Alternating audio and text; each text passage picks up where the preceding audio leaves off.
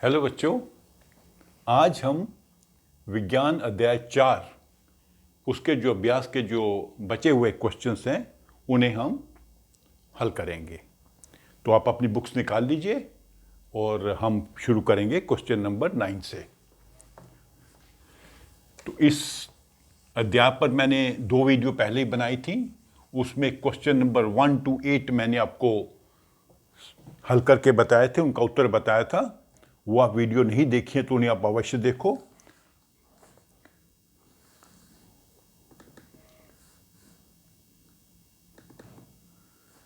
तो ये आ गया हमारा चैप्टर 4, क्वेश्चन नंबर 9। 8 तक हमने पहले कर लिए थे। तो क्वेश्चन नंबर 9 में वो कह रहा है, बुक से पढ़िए आप।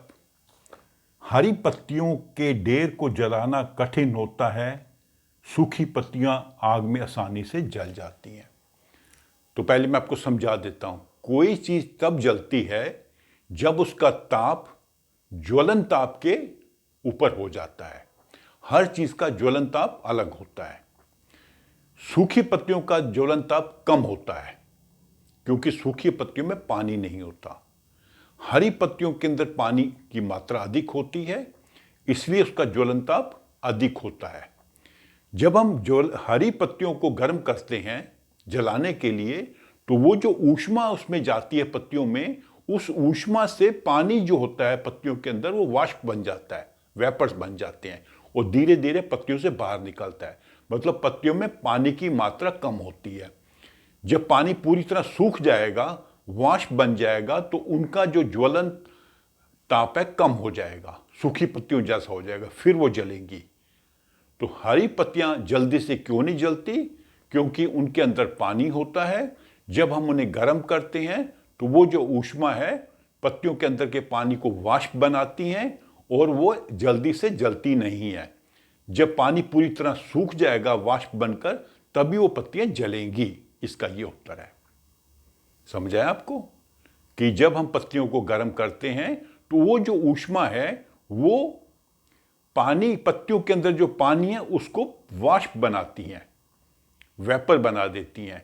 वो पत्तियों से बाहर निकल जाता है वाष्प बन के। वाष्प,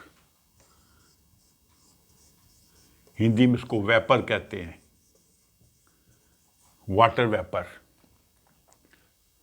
तो बहुत सारी ऊर्जा हमारी लग जाती है पत्तियों के अंदर जो पानी है उसको वाष्प बनाने में, इसलिए पत्तियां जल्दी से नहीं जलती। ओके, तो ये समझ आ गया आपको कि जब हम हरी पत्तियों को गर्म करते हैं तो बहुत सारी ऊर्जा हमारी लग जाती है पत्तियों के अंदर जो पानी है उसको वाष्प बनाने में। जब वो पानी पूरी तरह वाष्प बनकर सूख जाता है, पत्तियां सूख जाती हैं, तो हम पत्तियों को जला पाते हैं। लेकिन सूखी पत्तियों में चूंकि पानी नहीं होता, उनका ज्वलन ताप कम होता है, वो जल्दी गर्म होकर जल जाती हैं। अब आ जाते हैं हम क्वेश्चन नंबर 10 पे।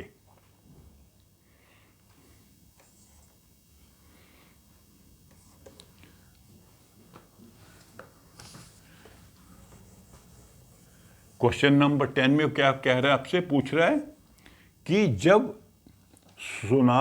सोना या चांदी पिघलाता है तो वह ज्वाला के किस क्षेत्र का उपयोग करता है?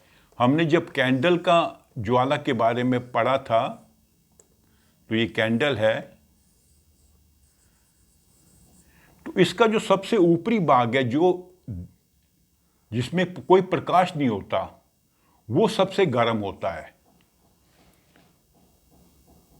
और सोना पिघलाने के लिए या चांदी पिघलाने के लिए सुनार को अधिक गर्मी की जरूरत होती है, अधिक ऊष्मा की जरूरत होती है, इसलिए वो ज्वाला के इस भाग का उपयोग करता है, सबसे ऊपरी भाग का उपयोग करता है। तो सुनार ज्वाला के सबसे ऊपरी भाग का उपयोग करता है सोना चांदी पिघलाने के लिए, क्योंकि वहां पर जो दहन है वो पूर्ण दहन होता है और वहां पर ताप सबसे अधिक होता है। ये एरिया सबसे अधिक गर्म होता है, सबसे अधिक गर्म।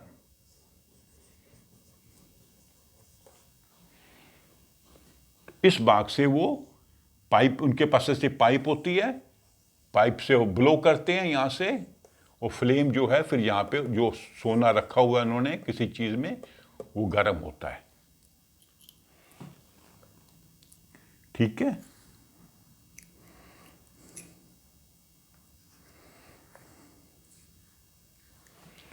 ये क्वेश्चन नंबर हो गया आपका 10। अब आ जाते हैं हम क्वेश्चन नंबर 11 पे।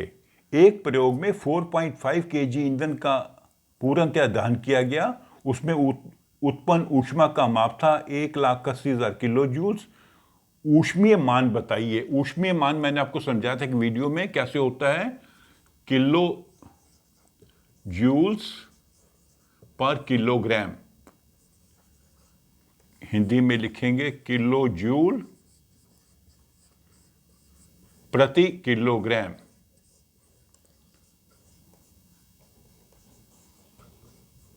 तो अभी जितनी एनर्जी हमें मिली है, कितनी एनर्जी मिली है, 1,80,000 यूनिट, और कितने हमने किलो लगाया है, 4.5। अगर हम 4.5 से इसको डिवाइड कर देंगे तो हमें मिल जाएगा 1 किलो में कितनी एनर्जी पैदा हुई। इसको हम काट लेंगे, 45 दूना 90, 90 4 से जाएगा 40,000। इसका ऊष्मीय मान हुआ 40,000 किलो जूल पर किलोग्राम। ये इसका आंसर है। ये कैसे निकाला, जितनी ऊष्मा हमें मिली उसको हमने भाग कर दिया जितने किलोग्राम हमने ईंधन का उपयोग किया। यहां 4.5 किलोग्राम हमने उपयोग किया था, तो 4.5 से जब डिवाइड करेंगे तो आंसर आ गया 40,000। तो ये हो गया 40,000 किलो जूल पर किलोग्राम, 1 किलोग्राम में प्रति किलोग्राम। ठीक है, तो ये हो गया क्वेश्चन नंबर 11। अभी आ जाता है क्वेश्चन, ये क्वेश्चन नंबर 11 था। आ जाता है क्वेश्चन नंबर 12।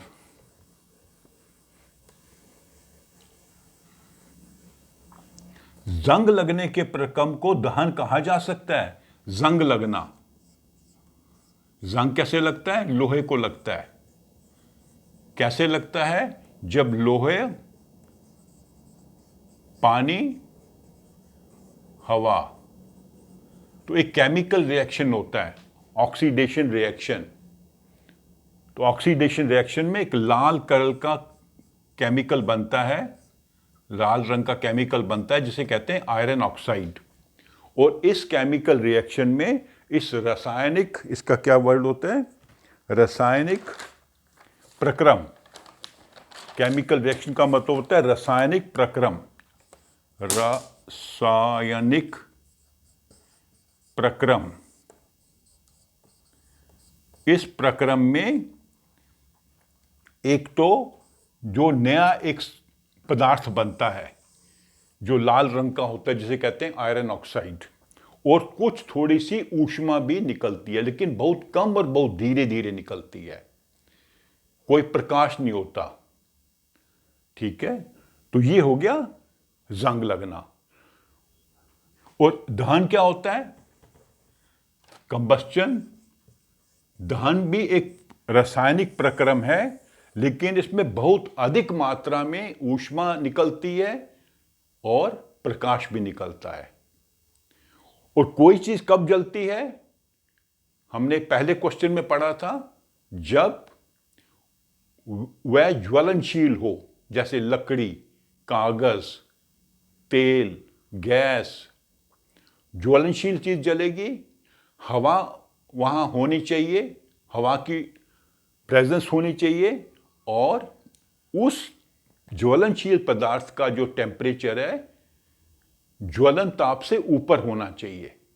जब तक वो ज्वलन ताप से ऊपर टेम्परेचर नहीं जाएगा वो चीज जलेगी नहीं, दहन नहीं होगा। तो आयरन लोहे का कितना टेम्परेचर होता है, 1200 डिग्री से 1300 डिग्री। इतना गर्म तो वो होता नहीं लोहा जब जंग लगता है। अगर 1200 डिग्री का टेम्परेचर हो जाएगा लोहे का तो जलेगा, उससे कम नहीं जलेगा। तो यहां इतना टेम्परेचर नहीं होता, तो हम जंग को दहन नहीं कह सकते। जंग और लगना और दहन की प्रक्रिया दोनों एक नहीं है। जंग में एक रासायनिक प्रक्रम होता है जिसमें लोहे के जो है परिवर्तित हो जाता है एक लाल रंग के पदार्थ में।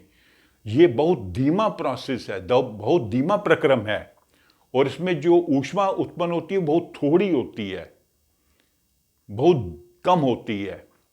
लेकिन दहन में क्या होता है, जब किसी पदार्थ का जो ताप है ज्वलन ताप से ऊपर हो जाता है तो वो जलने लगती है, दहन होने लगता है। वो भी एक रासायनिक प्रक्रम है जिसमें बहुत सारी ऊर्जा उत्पन्न होती है और प्रकाश भी होता है, ऊष्मा भी होगी और प्रकाश भी होगा, जो कि इसमें नहीं होता। तो मुझे लगता नहीं ये क्वेश्चन आपको एग्जाम में आएगा, लेकिन आप समझ लीजिए कि दहन अलग चीज है, जंग लगना अलग चीज है। दोनों रासायनिक प्रक्रम है। जंग लगने में जो लोहे का टेम्परेचर है 1200-1300 डिग्री नहीं जाता। अगर 1200 डिग्री के ऊपर जाएगा तभी उसमें दहन होगा, लोहे का दहन होगा। दहन में जो ज्वलनशील पदार्थ है उसका जो टेम्परेचर है, उसका जो ताप है, वो ज्वलनशील ताप से ऊपर अधिक होना चाहिए, तभी वो चीज जलेगी। ठीक है। और इसमें बहुत अधिक गर्मी उत्पन्न होती है, बहुत जल्दी होती है, और बहुत अधिक ऊर्जा और ऊष्मा और बहुत अधिक मात्रा में वो उत्पन्न होती है, और उसमें प्रकाश भी उत्पन्न होता है। इसलिए हम दहन को जंग या जंग को दहन नहीं कह सकते। ठीक है। अभी लास्ट क्वेश्चन है इसका 13।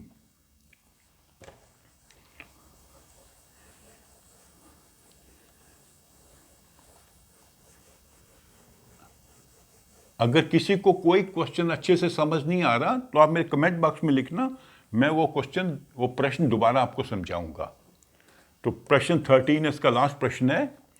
आबिद और रमेश ने एक प्रयोग किया जिसमें बीकर में रखे जल को गर्म किया। आबिदा ने बीकर को मोमबत्ती ज्वाला के पीले बाग के पास रखा, रमेश ने ज्वाला के सबसे ऊपरी बाग पर रखा। किसका पानी जल्दी गर्म होगा?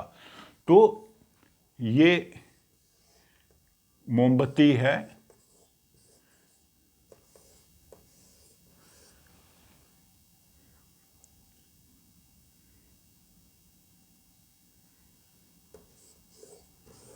एक ने बीकर को यहां पर रखा पीले बाग के ऊपर, बीकर के अंदर पानी है। दूसरे ने सबसे ऊपर रखा, इसमें पानी है, इसमें भी पानी है। तो कह रहा है किसका पानी जल्दी गर्म होगा?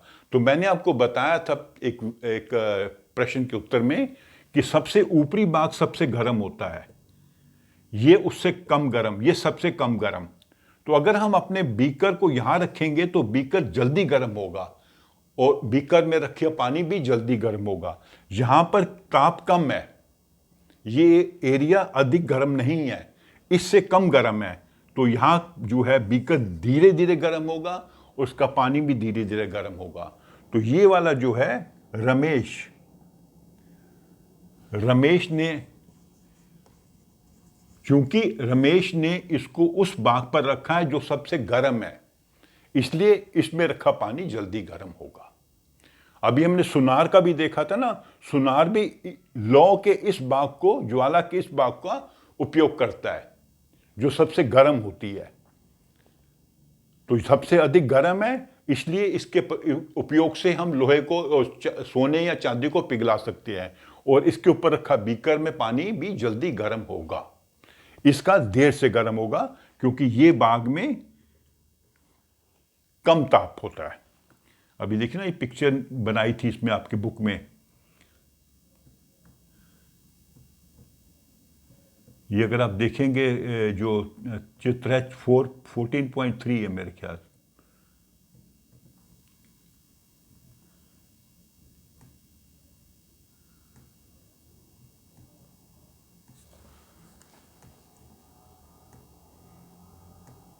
हाँ, ये देखिए ना 4.13 चित्र 4.13, उसमें लिखा हुआ है नीचे वाला सबसे ऊपर का बाग सबसे अधिक गर्म, बीच का बाग कम गर्म, नीचे वाला बाग सबसे कम गर्म। फिर से बता देता हूं, ये सबसे कम है, सबसे कम गर्म, ये सबसे अधिक गर्म,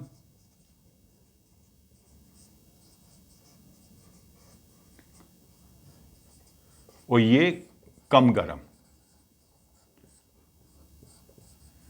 तो चूंकि हमने बीकर यहां रखा है, इसको ये पानी धीरे गर्म होगा, यहां पर बीकर ऊपर रखा है, जल्दी गर्म होगा।